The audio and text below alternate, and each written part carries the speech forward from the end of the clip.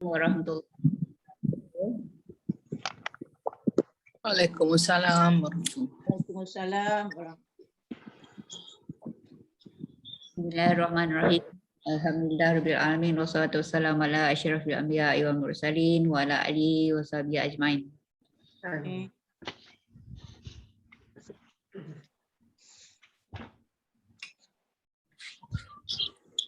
Bismillahirrahmanirrahim.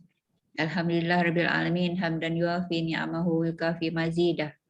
Ya Rabbana lakal hamdu kama yanbaghi li jalali wajhika wa 'azimi sultanik. Amin. Allahumma shalli ala sayyidina Muhammadin abdihi wa rasulihi nabiyil ummi wa ala alihi washabihi wasallam. Amin. Ya Allah, terimalah dan berkatilah majlis ilmu kami pada hari ini, iaitu kelas hadis 40. Dalam usaha kami memahami hadis-hadis tersebut dan berazam untuk beramal dengannya sebagai tanda rasa kasih kami kepada junjungan Nabi Muhammad SAW, hamba-Mu dan Rasul-Mu. Amin. Ya Allah, kami memohon dari-Mu kebajikan yang segera dan yang akan datang, yang Kau ketahui dan kami tidak ketahui. Amin. Kami memohon dari-Mu syurga, syurga Firdaus tanpa hisab dan azab, Amin. dan apa jua yang boleh menghampirkan kami kepadanya Amin. dari percakapan, perbuatan, gerak hati dan keyakinan. Amin. Ya Allah, kami berlindung dengan-Mu dari neraka, dan Amin. apa jua yang boleh menghampirkan kami kepadanya Amin. dari percakapan, perbuatan, gerak hati dan keyakinan. Amin. Ya Allah, kami mohon dari kebajikan apa yang dipohon oleh hamba-Mu dan Rasul-Mu Muhammad SAW. Amin. Ya Allah, apa yang Kau tentukan ke atas kami sesuatu perkara, maka jadikanlah kesudahannya petunjuk. Ya Hayyu Ya Qayyum Ya Zal Jalali wal Ikram. Amin. La ilaha illa anta birahmatika nastaghfiru wa min azabika nastajiru. Amin. La takilna ila nafsina tarfata ainin waslih sya'nina kullahu Amin. bima asrahta bis salihin. Amin. Subhana rabbika rabbil izzati amma yasifun.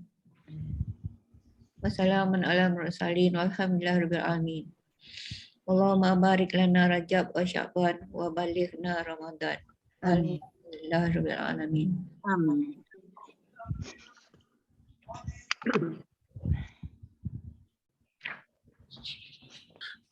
Hadis ke-28.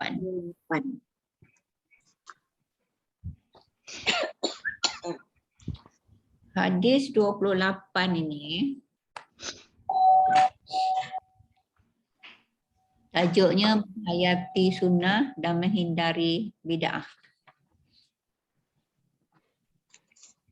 Daripada Abu Najih Al-Irbad bin Sufyah radhiyallahu anhu berkata,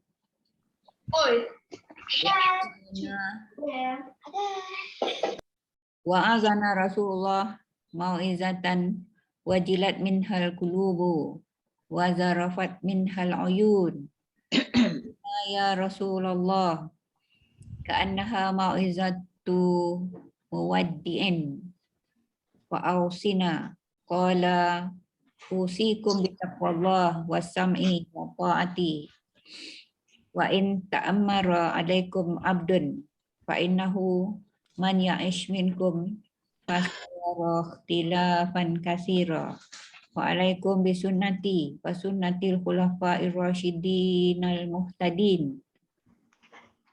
Khulafa'ir rasyidin al mahdiyin. Addu alaiha bin nawajiz wa iyyakum wa muhdatsatil umur fa inna kulli bid'atin dhalalah. Itu hadis 8. Insya-Allah saya nak share screen ya.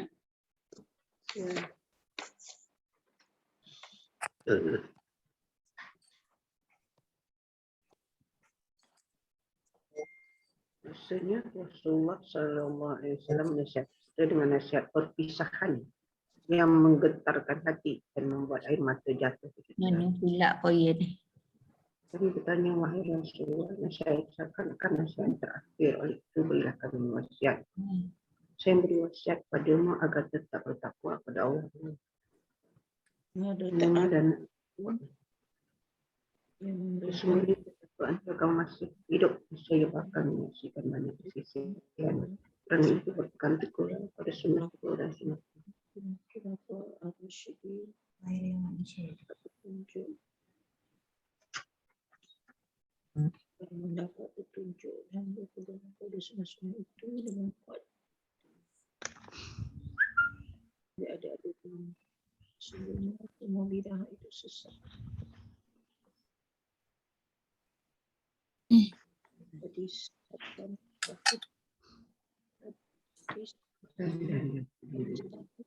Orang yang intisar. Sesungguhnya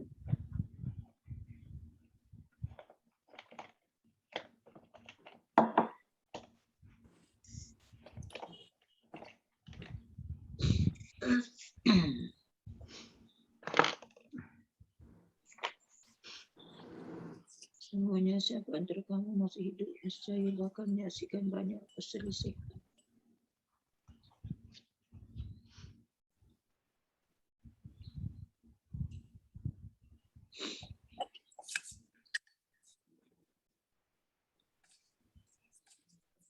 ciri peringatan yang sama.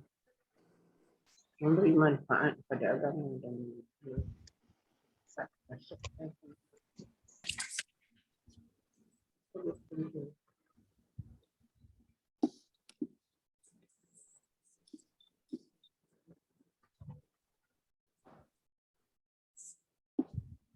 Share screen kan? Share screen. Ni. Lepas tu share. Kan? Okey.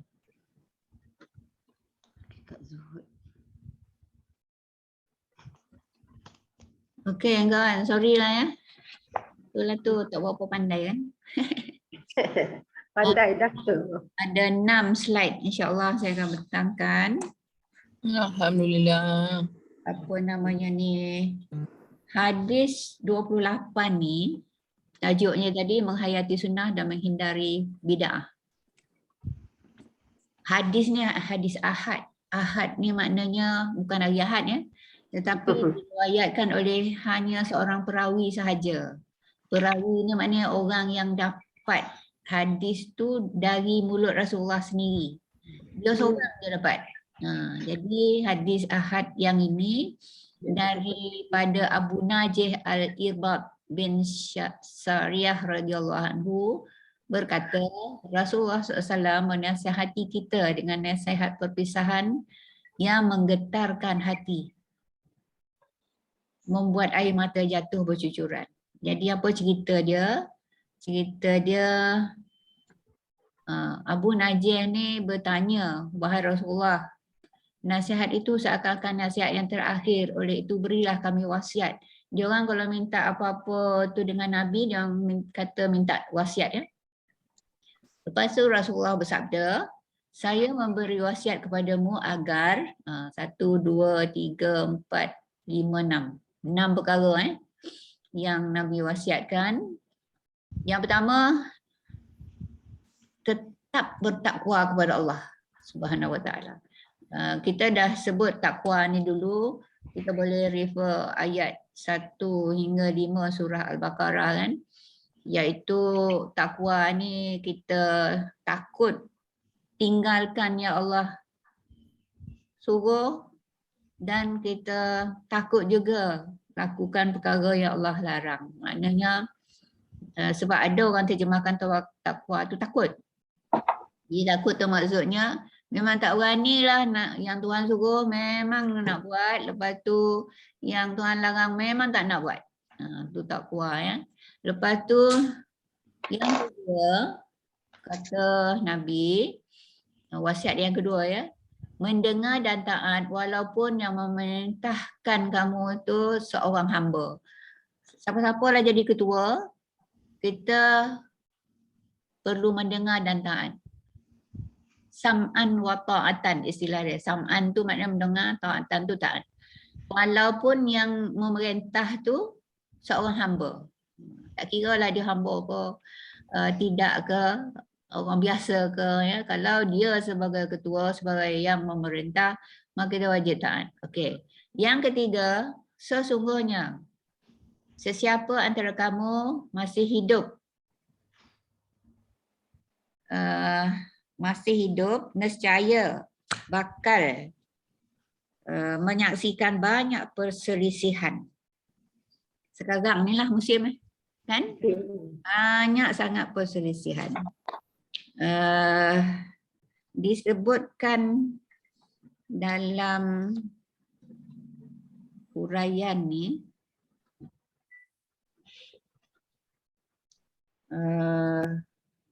baginda telah mengetahui hal itu secara terperinci.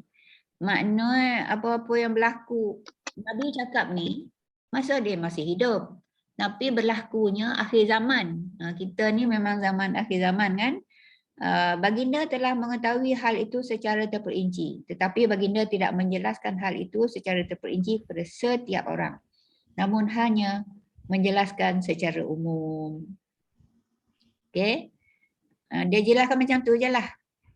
Dalam beberapa hadis ahad disebutkan baginda menerangkan hal seperti ini kepada Huzaifah dan Abu Hurairah yang menunjukkan bahawa kedua-dua orang itu memiliki kedudukan dan tempat yang penting di sisi Allah. Dia beri kepada orang-orang penting yang baginda harapkan akan dapat memberi pencerahan kepada orang yang memerlukannya.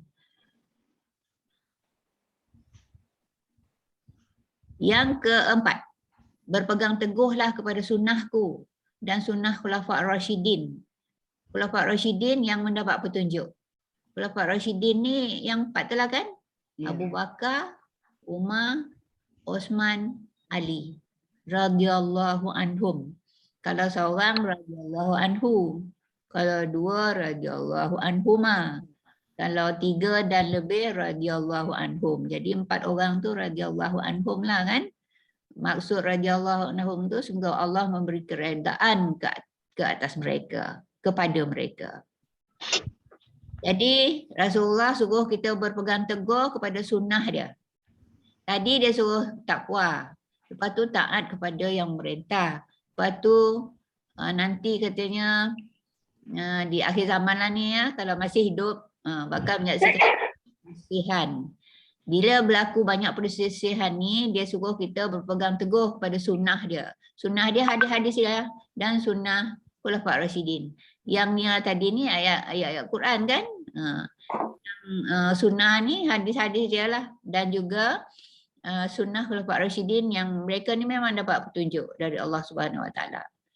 Jadi kalau tak dapat dalam Quran, cari kat hadis. Kat hadis pun tak jumpa, pergi apa kata Khulafa' Rasyidin. Lepas tu sahabat-sahabat yang lain macam tu. Lepas tu sebab banyak perselisihan kan, berpeganglah kepada sunnahku itu dengan kuat. Dengan kuat. Maknanya tak boleh cincang-cincang lah, mesti ikut sunnah-sunnah dengan kuat. Lepas tu jauhilah olehmu akan hal-hal baharu yang diada-adakan. Maksud yang diadakan ni bid'ah, kerana sungguhnya bid'ah itu sesat. Ini kita dah baca dulu dalam hadis yang lebih awal kan, tentang bid'ah ni. Bid'ah ni dulu kita dah sebut, dalam ni pun ada dinyatakan sikit ya. Muka surat 137 tu. Bid'ah. Bid'ah pada syarak sesuatu yang diadakan dalam agama yang bersalahan dengan perintah Allah dan dalil syarak. Sama ada yang khas atau yang umum. Bid'ah adalah dicela dan inilah yang dimaksudkan dengan setiap bid'ah itu sesat. Okey. Adapun perkara-perkara baru yang ada asas maka tidaklah dicela. Bid'ah dari segi bahasa sesuatu yang dicipta dengan tidak ada contoh yang terdahulu. Sebahagian sahabat memandang baik beberapa perkara bid'ah, ya. Antaranya ialah kata-kata Sayyidina Umar ketika beliau keluar mengumpulkan orang ramai untuk bersolat tarawih pada bulan Ramadan dengan mengikut seorang imam di masjid. Ini adalah baik-baik bid'ah. Maknanya Sayyidina Umar lah yang memula sekali memperkenalkan bid'ah hasanah, ya. Bukan semua bid'ah itu sesat, tetapi bid'ah yang tidak bercanggah dengan hukum Allah maka ia dinamakan bid'ah hasanah. Okey. Apa nama ni? Yang bid'ah yang paling teruk ni yang dicipta oleh orang-orang Syiah lah. Macam-macam. Dia kata Khulafaur Rasyidin tu kafir lah. Dia ialah yang betul kan. Lepas tu Sayyidina Ali ni Tuhan tersilap lah, patut dia Nabi bukannya Muhammad. Kan mabuk tu. Kan. Hadis-hadis palsu banyak sangat dicipta oleh Syiah. Itu bid'ah lah. Ya. Okey, lepas tu diriwayatkan Sayyidina Umar ni yang dia keluar mengumpul ramai untuk salat tarawih berjemaah bulan Ramadan ni sebab Nabi dulu sembahyang tarawih seorang je, sendiri. Kan? Sendiri. Lepas tu Sayyidina Umar dia gembira buat yang ni. Adalah Ubay bin Ka'ab ni. Beliau telah berkata kepada Sayyidina Umar, ini tidak pernah berlaku Umar. Jadi Umar menjawab, sesungguhnya aku mengetahuinya, tapi ini adalah suatu yang baik. Sayyidina Umar jawab kepada Ubay bin Ka'ab tu. Jadi contoh bid'ah yang baik, mengumpul Al-Quran yang berlaku pada zaman Sayyidina Abu Bakar. Quran dulu kan hanya ditulis di pelepah tamar, di kulit-kulit binatang, kulit-kulit binatang yang dikeringkan, ya, di situ ditulis, ya. Tapi zaman Sayyidina Abu Bakar dah mula dikumpulkan. Baru kumpul je lah, pertama tu kumpul macam tu. Lepas tu pada zaman Sayyidina Osman kan, dibukukan. Tu yang Quran yang kita ada tu, Mashaf Osman tu, maknanya Mashaf yang dikumpul dan ditulis pada zaman Sayyidina Osman, ya. Lepas tu bid'ah yang baik lagi, memerangi orang yang tidak mengeluarkan zakat. Ni zaman Sayyidina Abu Bakar. Bila Nabi dah tak ada yang engkar mengeluarkan zakat, padahal mereka wajib zakat. Jadi mereka dah menolak satu daripada rukun Islam, kan? Jadi Abu Bakar tegas, siapa-siapa yang menolak walaupun satu rukun Islam, dia perang. Ya, maknanya dia, sebab orang tu kalau satu je rukun Islam dia dah iman, maknanya dia tak Islam dah lah. Macam tu maksudnya, murtad, ya. Lepas tu yang ketiga, menjadikan orang ramai berpegang dengan satu mashaf Al-Quran saja. Ni zaman Sayyidina Osman. Ada gambar Quran itu kan? Semua orang dapat ni kan? Bila kita pergi Mekah kan dapat. Ya, lepas tu menghantar beberapa naskah mashaf tersebut ke beberapa tempat pada zaman Sayyidina Osman. Kalau tak, kalau Sayyidina Osman tak kumpulkan Quran dan dikitabkan, dijadikan mashaf, ya. Jadi kita pun tak pakai asyik Quran dah. Macam pelepah tamar kat mana. Kalau ada pun pelepah tamar tentulah sekoping untuk ayat yang tu kan. Macam mana nak baiknya banyak kan. Jadi syukur. Itu bid'ah yang baik lah. Pendapat Imam Syafi'i tentang bid'ah. Ini pun surat 138 lagi lah, ya. Imam Syafi'i berkata, bid'ah ada dua jenis, bid'ah yang dipuji dan bid'ah yang dikeji. Maknanya yang baik. Dipuji itu baiklah, disebut hasanah, ya. Hasanah tu makna baik. Dan satu lagi bid'ah dikeji. Dikeji ni mazbumah ya. Yang dikeji. Sesuatu yang menepati sunnah maka ia dipuji. Dan sesuatu yang menyalahi sunnah ia terkeji. Perkara baru atau muhdasat itu ada dua bentuk. Perkara baru yang menyalahi kitab, sunnah, asar. Asar ni maknanya peninggalan sahabat-sahabat. Dan ijma', maka itu adalah bid'ah yang sesat. Yang menyalahi kitab. Ya. Manakala perkara baru yang mempunyai kebaikan dan tidak menyalahi kitab, sunnah, asar dan ijma', maka itu adalah bid'ah yang baik dan tidak dikeji. Banyak perkara baru yang diadakan dan para ulama bersepakat mengatakan bahawa itu adalah bid'ah hasanah yang baik dan tidak perlu dikembalikan atau dirujuk kepada sunnah lagi. Maknanya benda tu benda baik. Kan? Itu hadis yang pertama pada hari ini. Okey. Sebelum kita pergi kepada hadis kedua, saya nak ajak kita bergambar. Oh, nampak penuh. Nampak penuh apa? Kita punya skrin. Okey kawan-kawan, tunjuk muka. Nak ambil gambar kejap. Sebab ni Kak Bibi ada nak keluar nanti pukul 9. Okey. Ni Narani ni Latin ke ni? Ha? Ya. Apa Ya, lah? Kak. Apa lain lah rupa ni. Telokong. Ubah hai tudung ya. Dah kan telokong. Lalu Oh, pakai telokong. Okey. Ya kawan kita ambil gambar dulu, seronok tengok ramai ha. Okey. Okey, semua pandang kamera. Ana pula terbalik dah tu. Okey, sedia 1, 2, 3. Sekali lagi 1, 2, 3. Terima kasih. Okey. Kita sambung hadis yang kedua ya. Hadis yang kedua ni iaitu hadis 29. Amalan ke syurga. Panjang hadis ni ya. Daripada Muaz bin Jabal. Muaz bin Jabal lagi ya. Radhiyallahu anhu. Bahawa beliau bertanya Rasulullah SAW. Ya Rasulullah. Akhbirni bi amalin. Yudkhiluni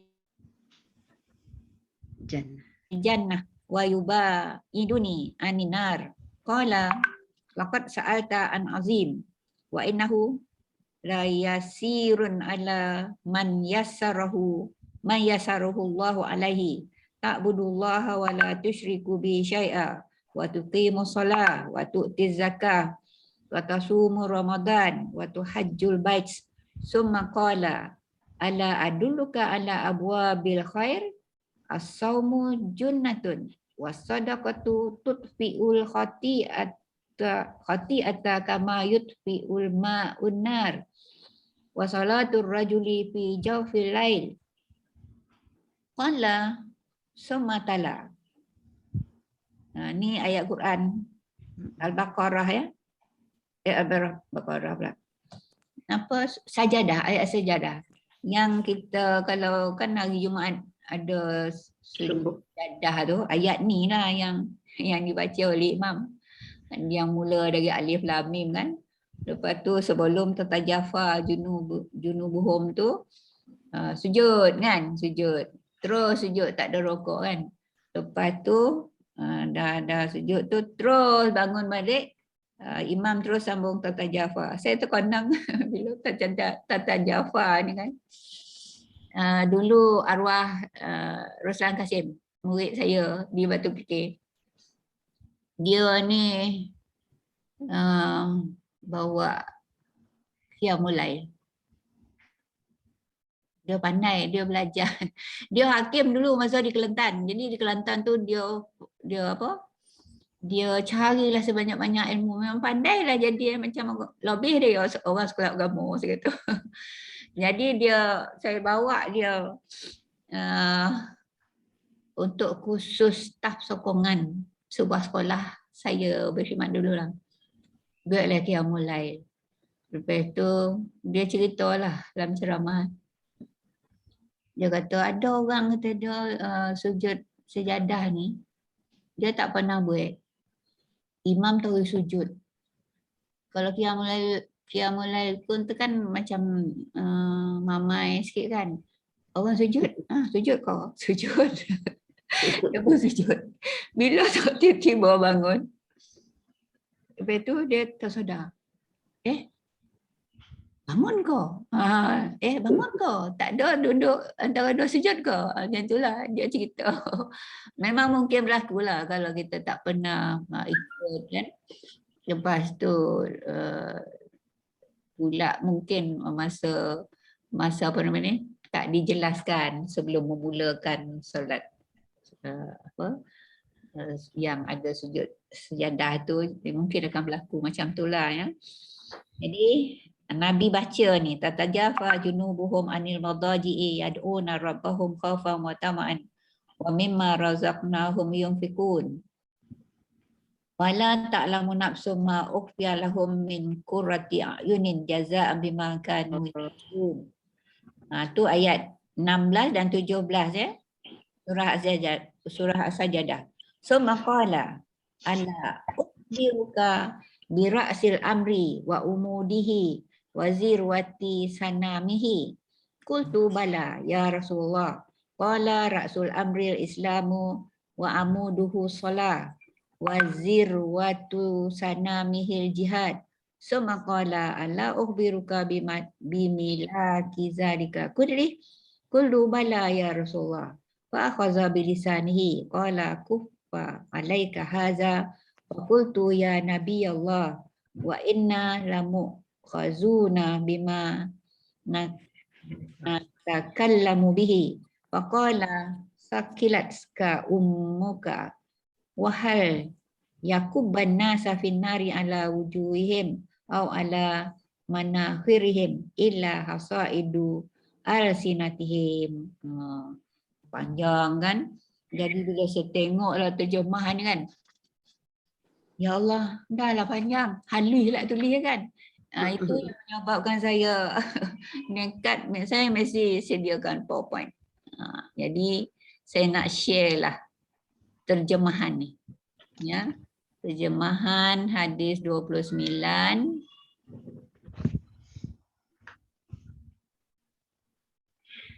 Ni yang ke-28 tadi kan. Okey, yang ke-29. Ni dia. Amalan ke syurga.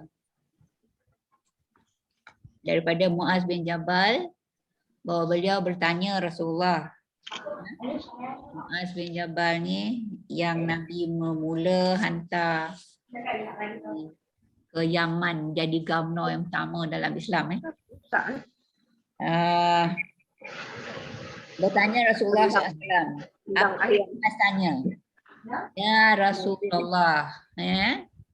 Muaz bertanya, lepas tu Rasulullah jawab. Ya Rasulullah, beritahukan kepadaku tentang suatu amal yang dapat memasukkanku ke dalam syurga dan aku dari neraka. Ya. Ini yang Muaz tanya. Lepas tu Rasulullah SAW menjawab, engkau bertanya tentang perkara yang besar. Besar yang kau tanya ni, kata Nabi kan.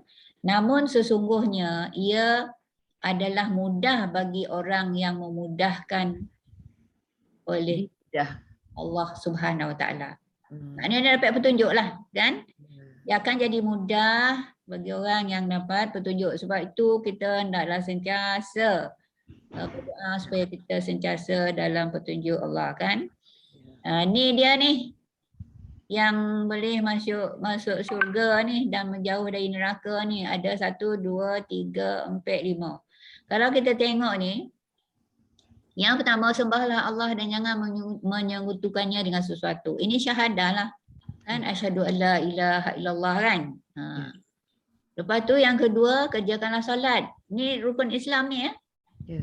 Islam. Kerjakanlah solat. Yang ketiga, keluarkanlah zakat. Yang keempat, berpuasalah pada bulan Ramadan. Dan yang kelima, kerjakanlah ibadah haji ke Baitullah. Semua ni yang Nabi kata perkara besar tapi akan jadi mudah. Orang yang dimudahkan oleh Allah itu orang mendapat hidayah, ya. Jadi inilah amalan, ya, amalan yang dapat memasukkan seorang itu ke syurga dan menjauhkan diri dari neraka. Okey. Macam mana tu? Syahadah memanglah kan. Kita dah Islam sejak lahir. Lepas itu salat, salat yang wajib. Kan, lepas tu zakat. Kalau cukup-cukup syarat. Kalau cukup syarat-syarat. Lepas tu puasa bulan Ramadan. Lepas tu tak lama oleh Ramadan kan? Lepas tu mengerjakan ibadat haji ke Baitullah.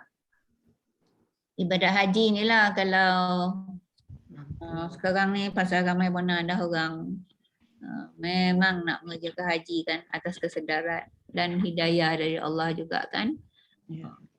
Sehingga kerajaan Saudi mengadakan kota kan. Jadi bila nama tak ada dalam kota tu, itu pun jadi tak wajib kita pergi kan.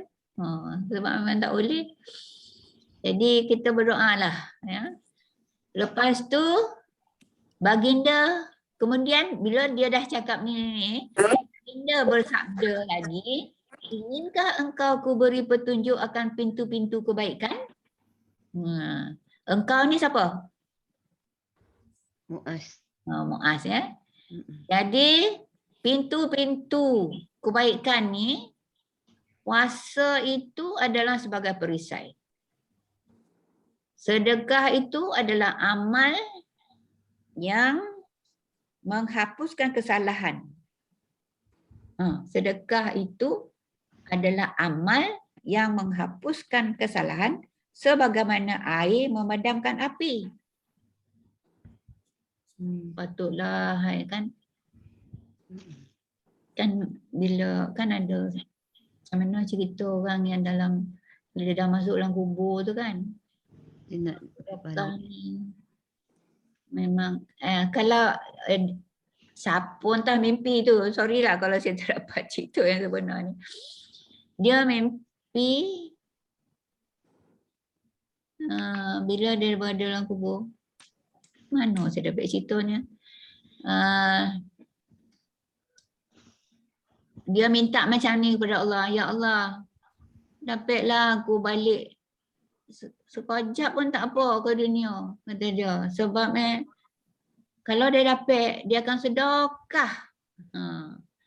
Sebab sedekah ni, tengok ni kan, Nabi kata ni, sedekah itu adalah amal yang menghapuskan kesalahan sebagaimana air memadamkan api. Lepas tu, yang ketiganya, ni pintu-pintu ya. Solatnya seseorang di tengah malam. Maknanya seorang yang solat tengah malam juga terbukalah pintu-pintu kebaikan untuknya. Nabi tambah dari apa yang Muaz bertanya kan. Dalam huraian ni kan,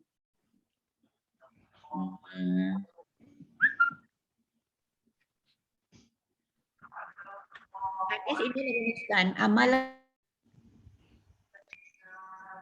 amalan soleh yang membawa seorang itu ke syurga dan menjauhkan daripada api neraka selain daripada amalan fardu yang memang diwajibkan. Selain dari amalan fardu yang diwajibkan, maknanya selain dari inilah ya, selain dari ini puasa yang menjadi benteng. Maksudnya puasa sunat, ya, sedekah. Maknanya selain dari zakat. Sebab zakat juga adalah sedekah, tapi sedekah wajib, kan? Bagi yang cukup syarat-syaratnya. Dan satu lagi ialah solat malam. Itulah pintu tu tadi ya. Rasulullah SAW bersabda, afdalu solati ba'da solatil maktubah as-solatu fi jawfil lail. Artinya sebaik-baik solat selepas solat fardu ialah solat malam. Ini hadis yang khusus tentang solat malam atau qiyamul lail yang dinyatakan oleh Rasulullah SAW. Lepas tu Rasulullah juga bersabda, Alaikum bi qiyamil lail fa innahu da'bu salihina qablakum wa inna qiyamal laili qurbatun ilallah wa manhatun anil ismi wa takfirun lissayiat wa matradatun lidda'i anil jasad. Maaflah saya baca ni macam tak lancar kan? Sebab ayat tu memang tak biasa jumpa. Bila baca tu tahulah. Dia kalau yang biasa baca tu laju apa ya. Artinya ya, masih lagi cerita qiyamul lail. Kamu mesti melakukan solat malam iaitu tahajud.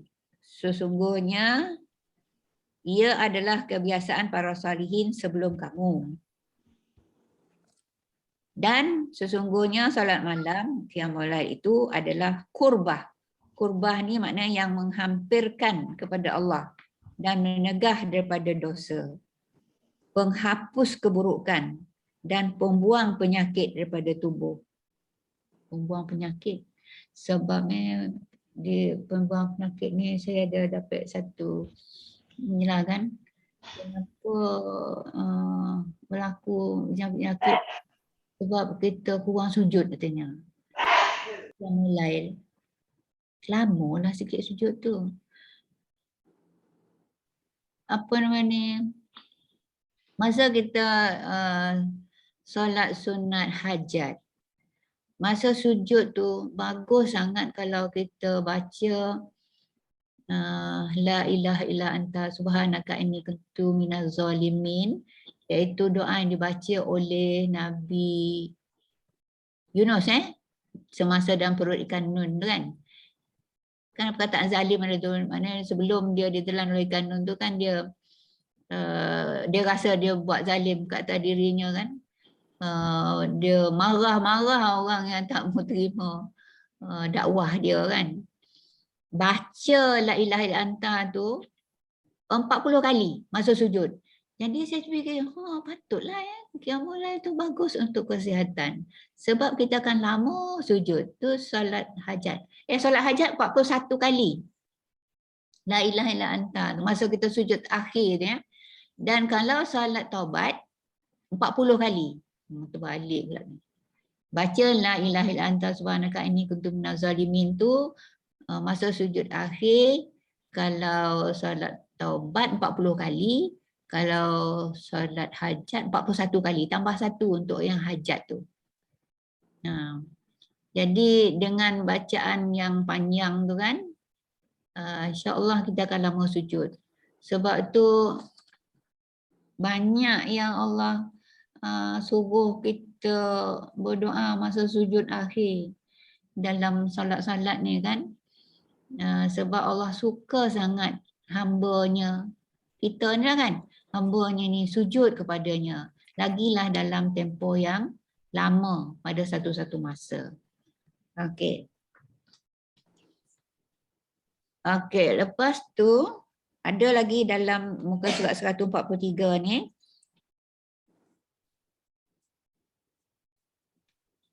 Pokok, tiang dan puncak amal.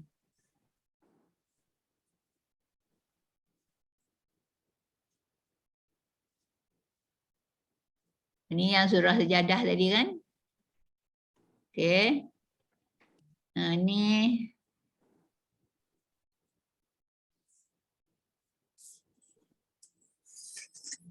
Ni sambungan dari selepas surah sejadah tu.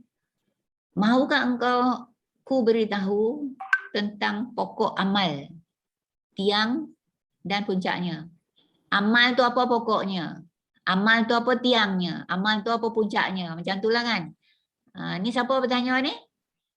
Bukan bertanya Ayalah bertanya. Ini Nabi yang bertanya. Kolom dia saya dah buat lain yang slide ni. Baginda bersabda, ni dia bertanyalah kepada Muaz. Lepas tu Muaz kata, mahu wahai Rasulullah. Mahukah engkau ku beritahu tentang pokok amal, tiang dan puncaknya? Muaz jawab, mahu wahai Rasulullah. Tak ada lah, tak yalah Rasulullah, tak ada lah jawab macam tu kan. Muaz ni seorang sahabat yang sangat setia kepada Nabi ya. Jadi Nabi terangkanlah pokok amal itu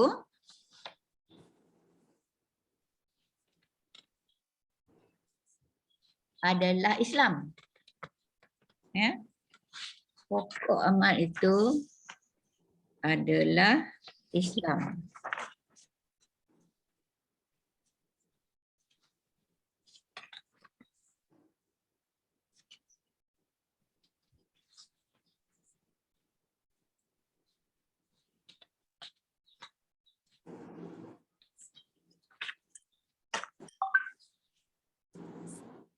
Tiangnya adalah solat. Sebab tu kita biasa dengar kan, solat itu tiang agama, semayang tu tiang agama. Jadi pokoknya Islam. Kalau tak ada pokok, tak ada lah Islam kan. Lepas tu tak ada Islam, tak ada lah pokok. Terbalik pula. Lepas tu solat ni tiang. Kalau tak ada, tak buat solat, tak ada lah tiang agama kan. Lepas tu puncaknya adalah jihad. Tu Nabi kata, mahukah engkau aku beritahu tentang pokok amal, tiang dan puncaknya. Jadi dia terangkan Rasulullah dengan sabdanya, pokok amal adalah Islam, tiangnya adalah solat dan puncaknya adalah jihad. Okey.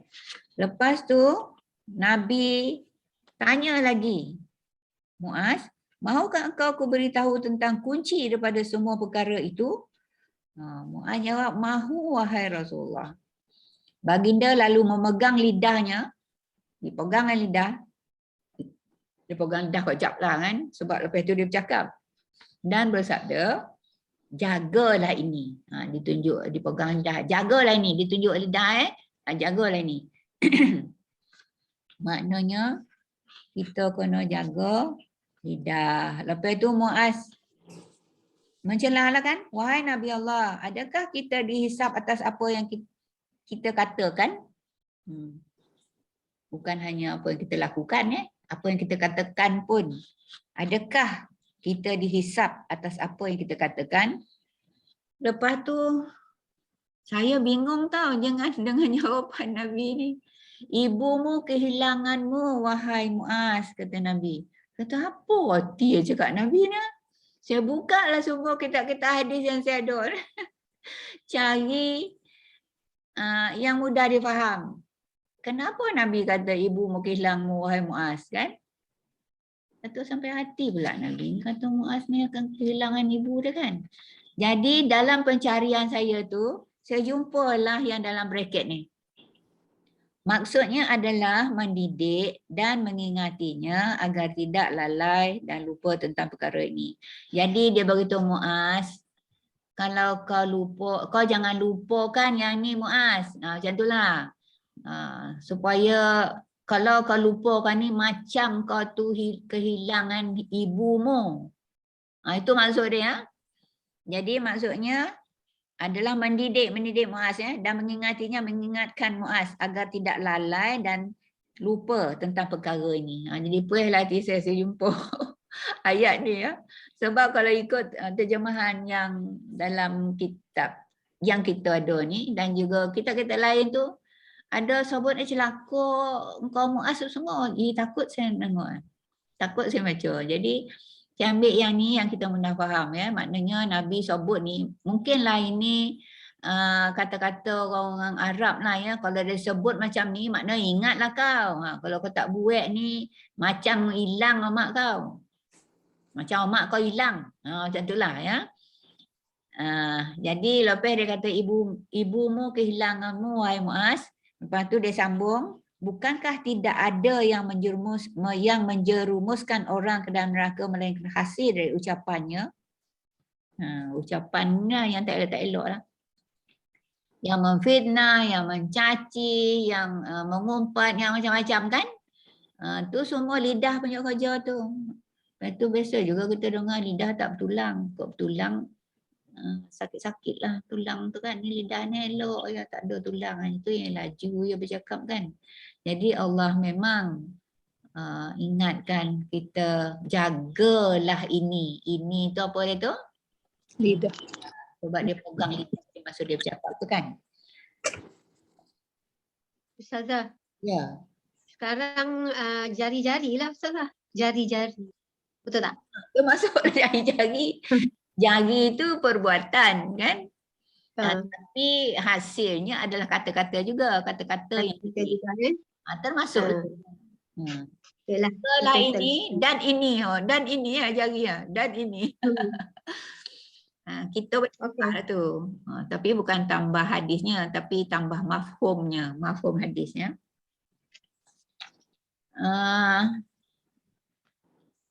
Dalam huraian muka surat 144, menjaga lidah. Ya. Menjaga lidah ialah anak kunci segala urusan. Sabda Nabi SAW bermaksud, semoga engkau selamat. Adakah yang menjadikan orang tersungkur di atas mukanya?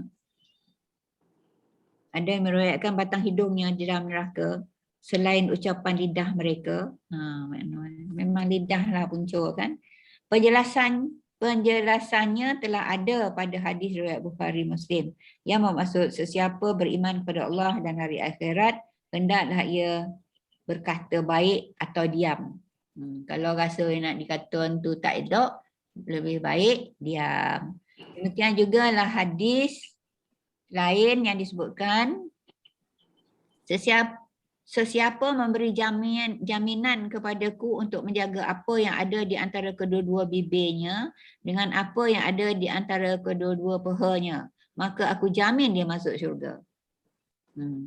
Antara kedua bibir tu tidak, antara kedua paha tu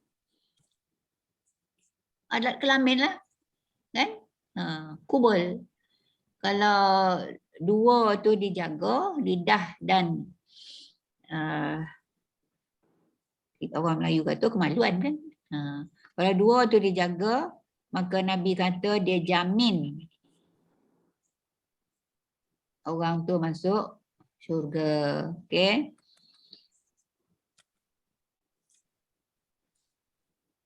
Okey. Tu hadis 40 pula lah. Jadi dalam huraian ni juga muka surat 144 ni, amalan selepas amalan fardu. Ni tambahan oleh penulis lah ya, menuntut ilmu.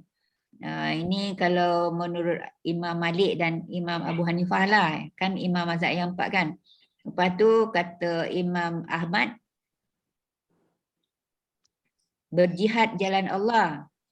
Kata Imam Syafi'i, Imam mazhab kita kan, solat fardu ataupun sunat terutama pada awal waktu. Solat fardu pada awal waktu maksudnya ya. Itu Imam Syafi'i. Dan kata Imam Syafi'i ni juga ni berbaik kepada kedua-dua ibu bapa. Pendapat yang berbeza ini sebab Imam ni kata macam ni, yang Imam ni pula kata macam ni kan. Disebabkan Rasulullah SAW menjawab pertanyaan sahabat pada situasi, keadaan dan penanya yang berbeza. Kan dulu kita dah baca hadis tu, ya Rasulullah katanya berilah aku panduan ke apa benda tu kan, yang boleh memasukkan aku ke syurga. Yang ni Muaz kan, lebih panjang cerita ke Muaz ni kan. Yang dulu tu jawab Nabi, jangan marah kata Nabi kan. Sebab orang tu memang pemarah, pemongih. Lepas tu ada satu lain tu. Satu je perkataan Nabi jawab. Nabi jawab. Tak ingat dah. Siapa ingat?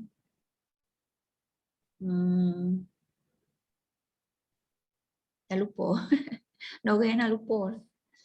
Ada Nabi jawab satu perkataan juga. Tapi yang Muaz ni panjang. Nabi cerita kan. Dan seterusnya hadis 30. Kalau selesai 30 hadis ni mana ada 2 boleh hadis lagi lah kan. Okey, hadis 30 ni Allah menetapkan kewajipan. Itu hadis 30. Hadis 30 ni ada pada muka surat 146 daripada Abi Sa'labah. TS tu Sa daripada Abi Sa'labah Al-Khushairi. Jursum, THUM tu sa, Jursum bin Nashirin radhiyallahu anhu meriwayatkan daripada Rasulullah SAW. Baginda bersabda, Inna Allah farada faraida fala tudayyi'uha wa hadda hududan fala ta'taduha wa harrama asya'an fala tantahikuha wa sakata an asya'a rahmatan lakum ghaira nisyanin fala tabhasu anha. Itu hadisnya, hadis Abi Sa'labah. Kita tengok terjemahnya. Sebab saya buat ni kan biar senang lah. Sebenarnya kan senang kawan-kawan, senangan saya malah ni. Senang nampak apa Nabi sabda. Lepas tu kenapa kan? Okey. Jadi hadis ini, hadis 30 ni, sampai 40 dah keluar lah.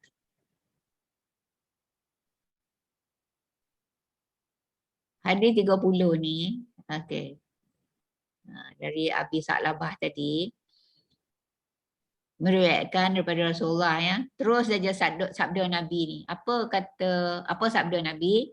Sesungguhnya Allah Subhanahu Wa Taala telah menetapkan beberapa kewajipan. Maka sebelum baca janganlah engkau ni sebut maka dulu ya. Sebab dalam hadis tu ada maka tu. Jadi dalam hadis tu ada 4 maka lah. Bila Nabi bersabda sesungguhnya Allah SWT telah menetapkan beberapa kewajipan, Nabi sambung, maka janganlah engkau meninggalkannya. Sebab kewajipan-kewajipan tu kalau hadis sebelum ni tadi, itulah rukun Islam yang 5 tu kan.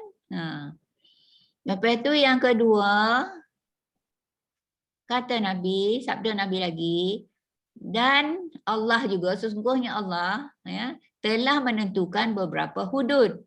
Hudud ni had ya. Bila had tu ada batas lah.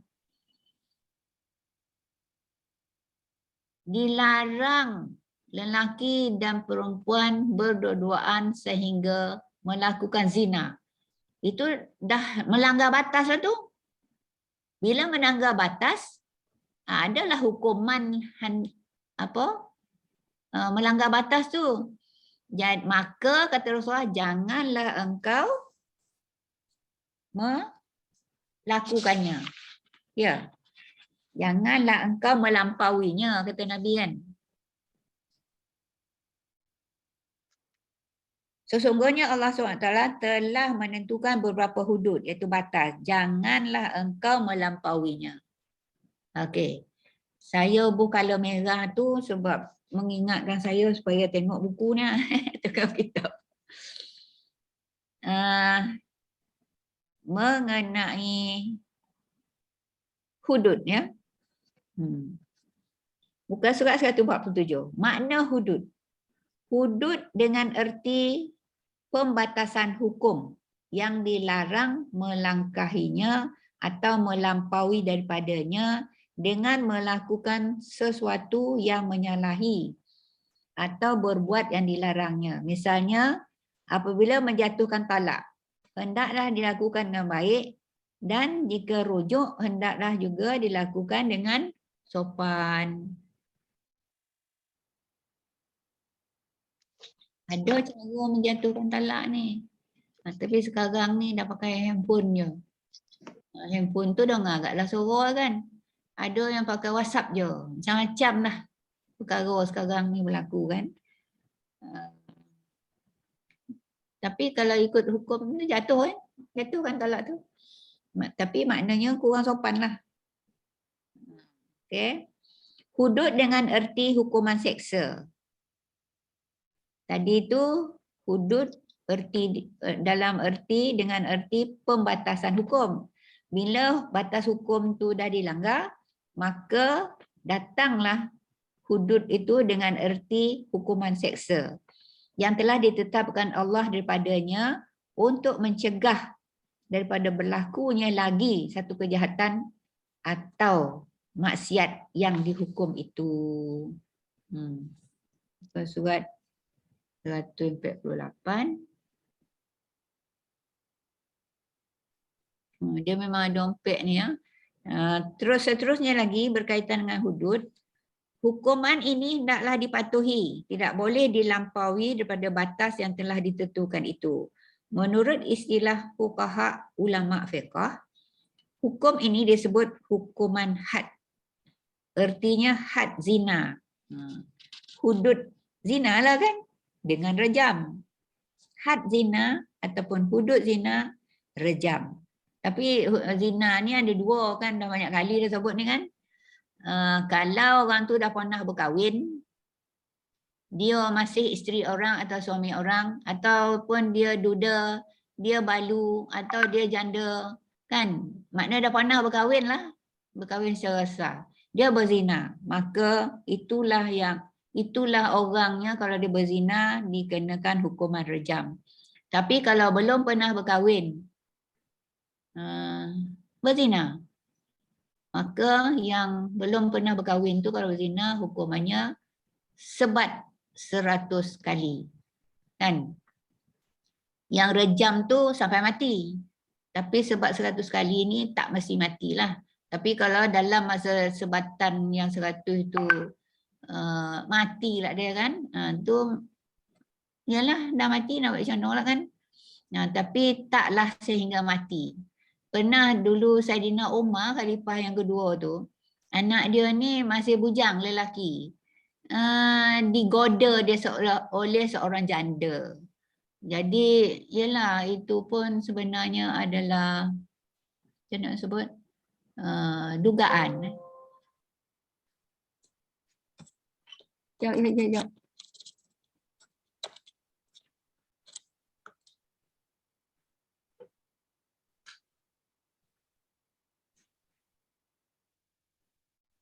Okey. Dugaan Allah Subhanahu Wa Taala kepada Sayyidina Umar. Sayyidina Umar ni memang terkenal orang sangat garang kan.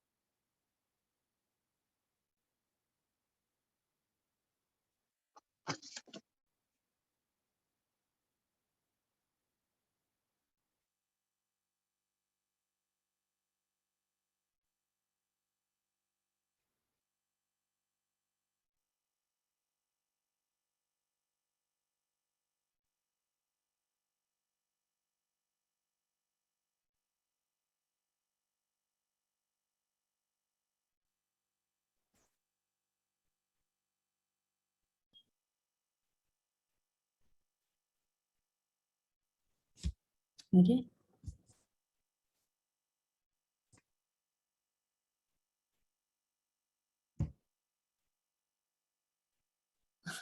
Maaf ya kawan-kawan. Apa namanya ni? Masa buka tadi bateri penuh. Ada banyak tayang slide ke? Habis bateri. So tak dapat dah nak tayang slide lagi ya. Okey, kita tengok kitab kita ni. Dengar tak suara saya? Okey, dengar. Dengar tak? Dengar. Dengar eh? Dengar. Tadi putus kejap kan. Okey. Apa nama ni? Yang cerita zina anak Sayyidina Umar tadi kan? Jadi bila seorang belum pernah kahwin, maknanya anak Sayyidina Umar tu kena sebat 100 kali sebat lah. Dan janda tu pernah berkahwin, maka dia direjam sampai mati macam tu lah. Lepas tu apa yang berlaku?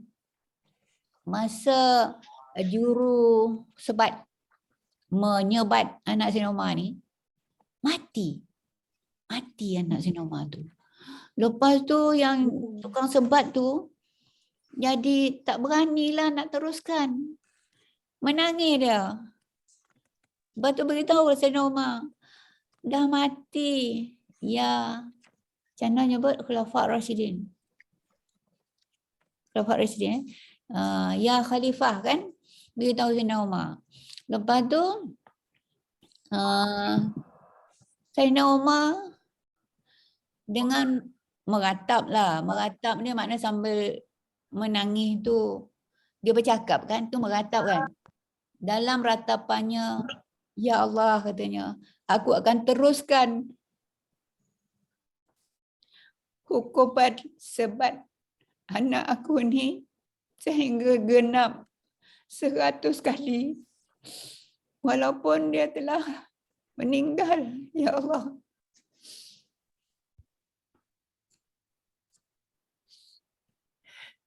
Dia kata dengan para sahabat, aku tak mahu nanti di akhirat aku akan dituntut kerana tidak menyelesaikan hukuman ini. Yang di antara puncanya sebab dia adalah anak aku, kata Sayyidina Umar. Begitulah dugaan yang dihadapi oleh Sayyidina Umar terhadap apa yang berlaku ke atas anaknya. Itulah ya. Yang janda tu kena rejam lah. Rejam ni sampai mati. Selagi tak mati, walaupun berhari-hari, mesti teruskan rejaman. Rejaman tu bukan oleh seorang, tapi oleh orang satu mukim. Ya, merejam. Yang badannya ditanamkan dalam tanah, tapi yang keluar, yang nak direjam tu, lontangan batu tu, leher sampai kepala. Rejamlah kepala ni sampai dia mati. Tapi yang belum pernah berkahwin tu disebat, ya. Sebat 100 kali rotan. Kalau ikutkan, kalau dah mati tak ada dah lah nak sambung kan, sebab dia dah jadi mayat kan. Bila dah jadi mayat tu maknanya dah adalah sahabat berpendapat dah menyeksa mayat kan. Tapi Sayyidina Umar tak mahu sebab tu anak dia. Dia tak mahu nanti di akhirat Allah akan persalahkan dia kenapa tak lakukan hukuman sebat tu sehingga 100 kali. Memanglah itu anak engkau. Itu yang Sayyidina Umar tak mahu ya. Dan seterusnya had mencuri. Hudud mencuri dengan potong tangan. Bukan semua mencuri itu kena potong tangan. Yang pertamanya mestilah apa? Terbukti ya, dengan terbukti dengan saksinya, dengan bukti-buktinya. Lepas tu jumlah yang dicuri itu pun ada limitnya. Bukannya curi sebiji telur kan, zaman PKP ni duit dah tak ada, pergi curi dapat sebiji telur tu bawa balik. Nak kat rumah ni tak ada apa lauk dah kan, dah dapat sebiji tu, misalnya masak buat macam lempeng tu lebar-lebar, dapat sikit seorang, katalah macam tu kan. Kalau macam tu takkanlah nak potong tangan pula si yang mencuri telur sebiji tu kan. Jadi ada limit dia. Ini dalam bab jenayah lah ya. Lepas tu had minum arak ataupun hudud untuk orang yang minum arak ialah dengan dirotan. Ini dilakukan oleh kerajaan negeri Pahang kan. Mufti Pahang tu buat dulu. Banyaklah orang kapi-kapi lah kan yang mempertikai. Sebab bila semua orang Melayu Islam ni dah tak minum arak, kuranglah laku arak yang dijual tu, betul tak? Itu logik lah. Okay. Lepas tu dalam hadis tersebut juga Allah telah mengharamkan beberapa perkara. Janganlah melanggarinya. Itu perkara-perkara yang haram lah kan. Dan yang keempat, Allah telah macam mana ni? Sesungguhnya Allah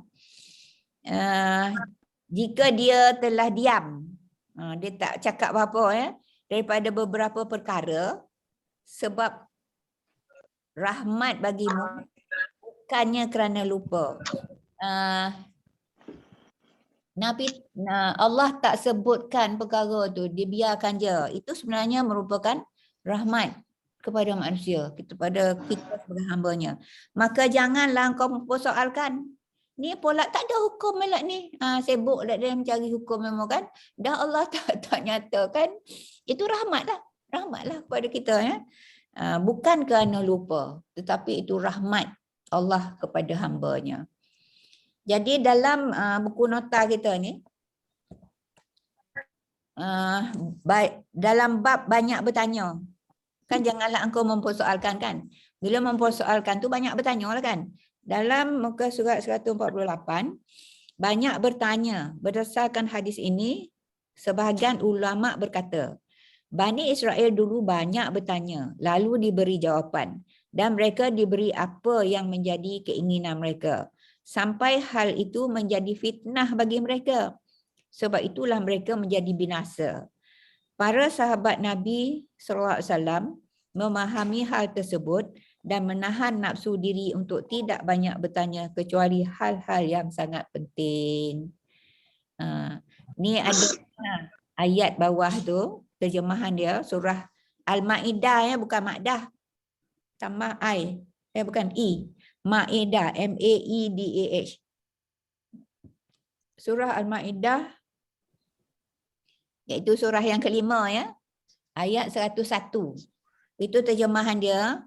Allah berfirman yang bermaksud, wahai orang-orang yang beriman, janganlah kamu menanyakan kepada nabimu hal-hal yang jika diterangkan kepada kamu, nescaya menyusahkan kamu. La tas'alu min asya'in wa in tasukum, macam ujung wa in, dan jika dijawab tasukum, akan menyusahkan kamu. Sorry lah, tak apa. Dan terjemahan dia itulah ya. Surah Ma'idah ayat 101. Wahai orang yang beriman, janganlah kamu menanyakan kepada nabimu hal-hal yang jika diterangkan kepada kamu akan menyusahkan kamu. La tas'al an asya'in intas. Tak peklah ujung Maaflah. Jadi inilah kandung apa-apa yang terkandung dalam hadis 30. Macam sompek ni satu hadis kan? Saya ada jugalah sediakan slide untuk yang ke-31 ni. Saya notice sampai hadis 30 kan? Tapi kita ada masa lagi ni. Kita pergi kepada hadis 31. Hadis 31 ni, kalau tengok gambar ni kan, gambar muka surat 149 kan, tapak tangan. Dalam tapak tangan tu ada glove. Foto bumi. Kan? Bumi lah kan? Makna hakikat zuhud tu ada kaitan dengan bumi ni, dunia lah ya. Ada kaitan dengan dunia dan tapak tangan. Okey, mari kita tengok hadisnya. Hadis ni tak panjang, insya-Allah. Muka surat 150.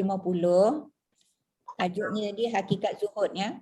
Daripada Abi Al-Abbas Sah bin Sa'ad As-Sa'idi berkata bahawa seseorang datang kepada Nabi seraya berkata, Ya Rasulullah, dullani ala amalin amaltuhu ahabbani Allah wa ahabbani an-nas faqala azhad fi dunya yuhibbuka wazhad fi ma indan nasi yuhibbukan nas. Itu adalah hadis berkaitan dengan hakikat zuhud. Terjemahannya daripada Abi Abbas Sahal bin Sa'ad As-Sa'idi itu tadi berkata bahawa seseorang dia cerita seseorang datang kepada Nabi dan orang itu berkata kan, Wahai Rasulullah, kata orang tu, tunjukkanlah saya suatu pekerjaan yang jika dikerjakan saya dicintai Allah dan dicintai umat manusia. Rasulullah SAW bersabda, zuhudlah engkau akan dunia. Nescaya Allah mencintaimu. Dan zuhudlah engkau akan apa yang ada pada manusia. Nescaya mereka mencintaimu. Jadi timbul di sini perkataan zuhud. Zuhud atau zahid. Kita sebut zuhud lah ya. Sebut zahid tu rasa orang ya. Okay. Zuhud artinya menurut bahasa ialah berpaling daripada sesuatu atau tidak menghendaki kepada sesuatu kerana tiada mutu atau nilainya. Erti zuhud menurut syarak ialah mengambil sekadar yang perlu daripada sesuatu yang diyakini halal. Apa itu ada lah bagi warak mah kan. Warak artinya tidak mahu mengambil atau menggunakan sesuatu yang syubhah. Syubhah ni kan yang halal tu jelas, yang haram pun jelas kan. Antara keduanya syubhah kan. Jadi orang warak ni dia meninggalkan yang syubhah. Ya. Syubhah ni tidak mahu mengambil menggunakan sesuatu yang syubhah yang kesamaran hukumnya kerana ditakuti jatuh kepada yang haram. Huraian makna zuhud menurut istilah tadi dari segi bahasa kan. Nombor satu, benci kepada dunia dan berpaling daripadanya. Jadi gonggam dunia ke tapak tangan tu tadi tu, benci kat dunia lah tu maksud itu. Agaklah pengarang ni kan. Sebab saya mikir apa gambar ni. Oh ada tanah Melayu mah. Asyik dengan tanah Melayu. Okey. Yang kedua, meninggalkan kesenangan dunia kerana memilih kesenangan akhirat. Yang ketiga, kosong hati. Hati tidak terpikat daripada sesuatu yang dikosongkan oleh tangan. Dunia tadi kan, yang tiada di tangan atau yang tidak dipunyai. Yang keempat, menghindarkan duka atas yang tiada dan menghilangkan gembira dengan yang ada. Inilah deh waktu zuhud. Ya. Maksud zuhud pada dunia ada tiga. Ada tiga perkara. Semuanya daripada amalan hati. Zuhud ni amalan hati, ya, bukan berkaitan dengan amalan zahir anggota badan. Yang pertama, percaya kepada sesuatu yang ada pada Allah lebih daripada percaya kepada sesuatu yang ada pada diri sendiri. Yang kedua, gemar mendapat ganjaran daripada kesusahan dunia kerana kehilangan harta benda, ahli keluarga atau lain-lain. Lebih daripada kegemaran mendapat kesukaan pada ketika tiada kesusahan tersebut. Saya pernah dengar Dr. Fadilah Kamsah kan? Semua orang kenal kan? Saya dengar dia secara berdepan dia cakap, dia kata, saya tak pernah sakit lah katanya. Rasa nak sakit. Dia cakap macam tu tau. Sebab kan dengan sakit tu akan mendekatkan diri kita kepada Allah. Saya dengar ya tak berani nak respon. Inilah dia ni yang dia nak ni. Dia kata apa? Lebih gemar mendapat kesukaan. Gemar mendapat ganjaran daripada kesusahan dunia kerana kehilangan harta benda, ahli keluarga atau lain-lain daripada kegemaran mendapat kesukaan pada ketika tiada kesusahan tersebut. Sesiapa yang zuhud pada dunia, mudahlah baginya segala kesusahan yang menimpa ke atasnya. Maknanya kesusahan yang menimpa tu menjadikan reda. Bila reda, dapat ganjaran dari Allah lah. Macam tu lah maksudnya kan. Tapi bukanlah pula sengaja minta. Pada saya lah. Macam Dr. Fadilah kata. Kata dia nak lah sakit katanya. Tak payahlah minta kan. Tapi kalau dikenakan oleh Allah, yang penting kita reda. Okay. Yang ketiga, perasaan dan sikap seorang itu sama sahaja ketika dia dipuji dan ketika dia dikeji atau dicela kerana kebenaran yang dilakukannya. Dia buat perkara yang benar. Ada orang puji dan ada orang caci kan. Pada dia sama saja. Orang yang membesarkan kemegahan dunia akan memilih pujian daripada celaan. Orang ini selalu meninggalkan kebenaran yang tidak disukai orang kerana mengharapkan orang tidak mencelanya. Mana yang kira orang akan cela dia, dia tak buat walaupun benda tu benar. Mana yang orang puji, tu dia buat walaupun benda yang dia buat tu perkara yang akan merosakkan atau menurunkan darjah diri dia kan. Ketahuilah bahawa orang yang tinggal di dunia ini ialah tetamu yang akan pulang pada bila-bila masa.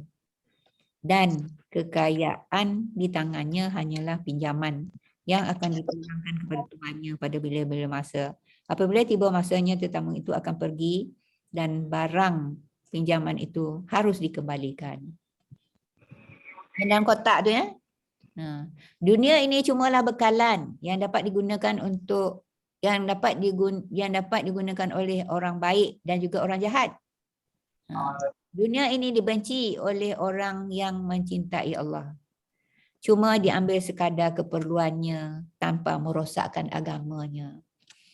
Dan itulah ada lagi Sayyidina Umar kata apa, ya, zuhud pada barang semua ada diuraikan situ. Saya nak bawa perhatian kawan-kawan. Saya dapat satu apa nama ni? Satu petikan jelas sangat tentang zuhud ni, ya. Ni saya nak kemukakan. Ketahui maksud zuhud yang sebenar, okey?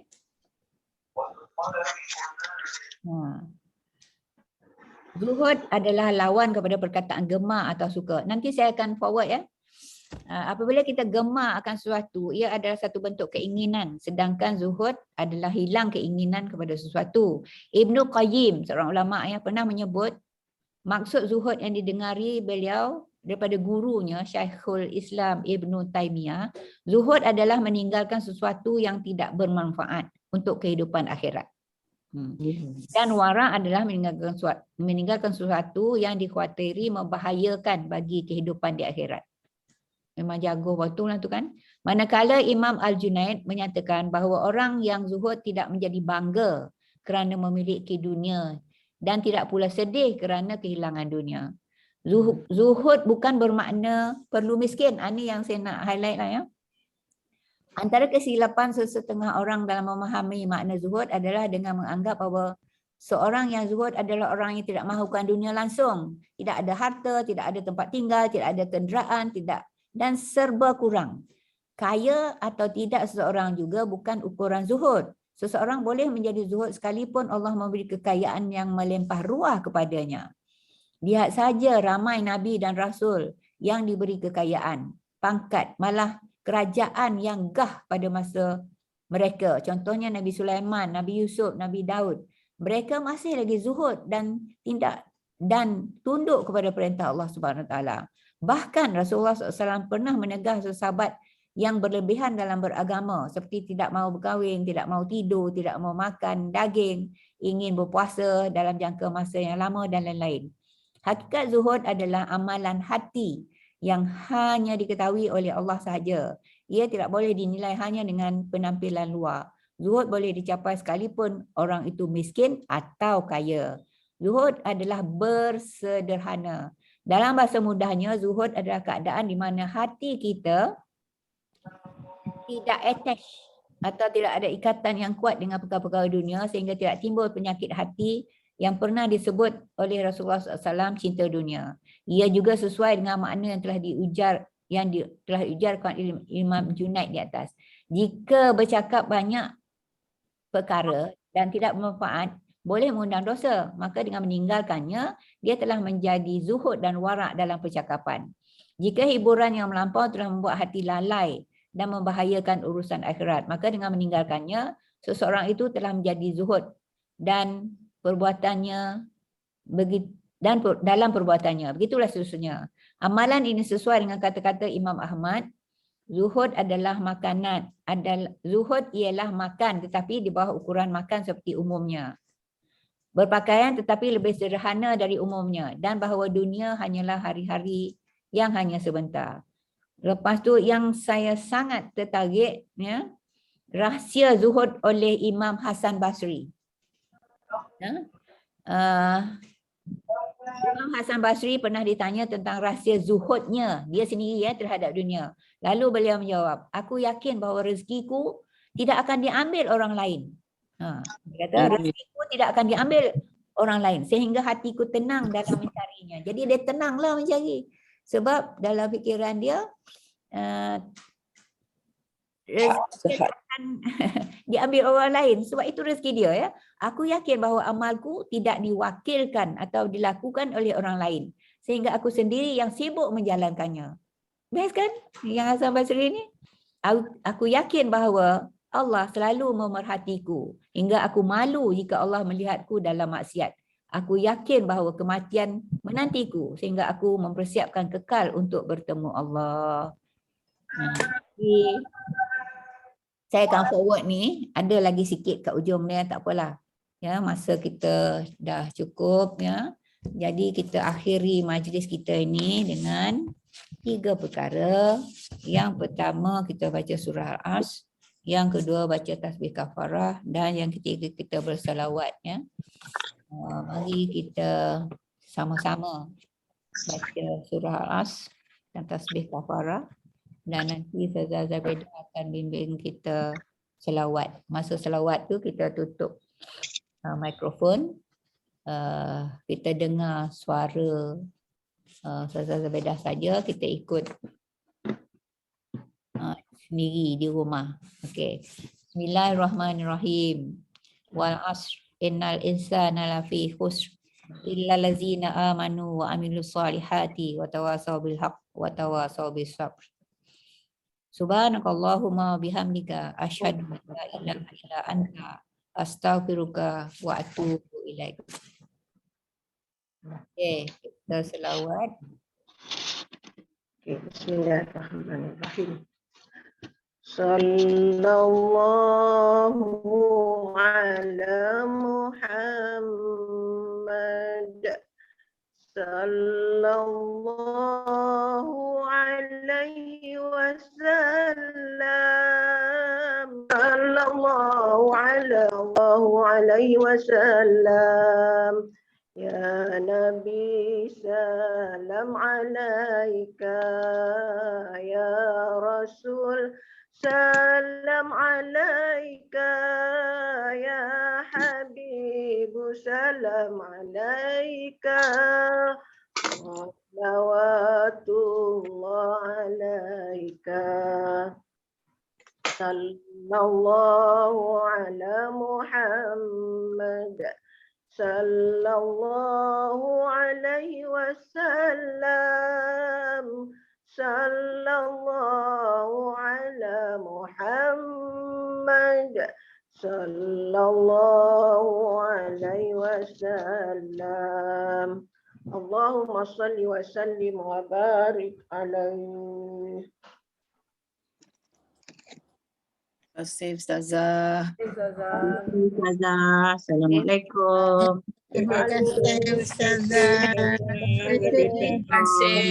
Ustazah dan Assalamualaikum semua. Terima kasih. Assalamualaikum. InsyaAllah minggu depan. Terima kasih. Assalamualaikum. Tak pernah jumpa. Um,